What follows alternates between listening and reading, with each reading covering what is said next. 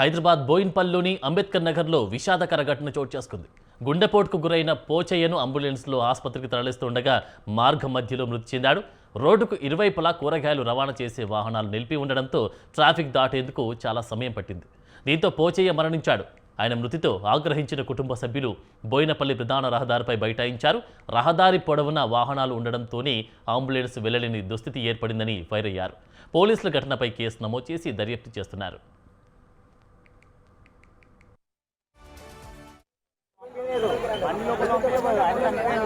నా పేరు రవి, మాది Ambedkar Nagar ward number 6 cantonment. అయితే సార్ మాకు ఇక్కడ మార్కెట్ నుంచే ఒకటే దారి ఉంది, మాకు వేరే దారి లేదు. ఈరోజు మా మనిషి హార్ట్ అటాక్ వచ్చి సీరియస్గా ఉంటే అంబులెన్స్ని రానివ్వలేదు. ఇటు అటు కూరగాయలు పెట్టి ప్రజల్ని ఇబ్బంది పడుతున్నారు. మా బస్తీలో 80 కుటుంబాలు ఉన్నాయి. మాకు ఇది ఒక్కటే దారి ఉంది. మార్నింగ్ టైం ఆఫీస్లోకి వెళ్ళాలన్నా పనులకు వెళ్ళాలన్నా అసలు దారి ఇవ్వట్లేదు. ఏమన్నా చెప్తే వాళ్ళ మా మీదకి కొట్టడానికి వస్తున్నారు. మేము ఇంతకుముందు కూడా అధికారులకు మేము ఎన్నోసార్లు విన్నపించుకున్నాము, అయినా కూడా ఎవరు రావట్లేదు, మా గోస వినట్లేదు. కంటోన్మెంట్ సిఇఓ గారు కూడా ఒక్కసారి కూడా వచ్చి మా కొంచెం దీన్ని పరిష్కరించాలని కోరుతున్నాం. మాకేంటంటే ఒక అంబులెన్స్ రావడానికి కూడా దారి లేదంటే ఎంత దయనీయమైన పరిస్థితి అంటే, ఈరోజు మంచిగా ఉన్న మనిషిని ప్రాణం కోల్పోయిండు. దీనికి ఎవరు బాధ్యత వహించాలి? ఎన్నిసార్లు కంప్లైంట్ ఇచ్చినా ఎవరు తీసుకుంటలేరు.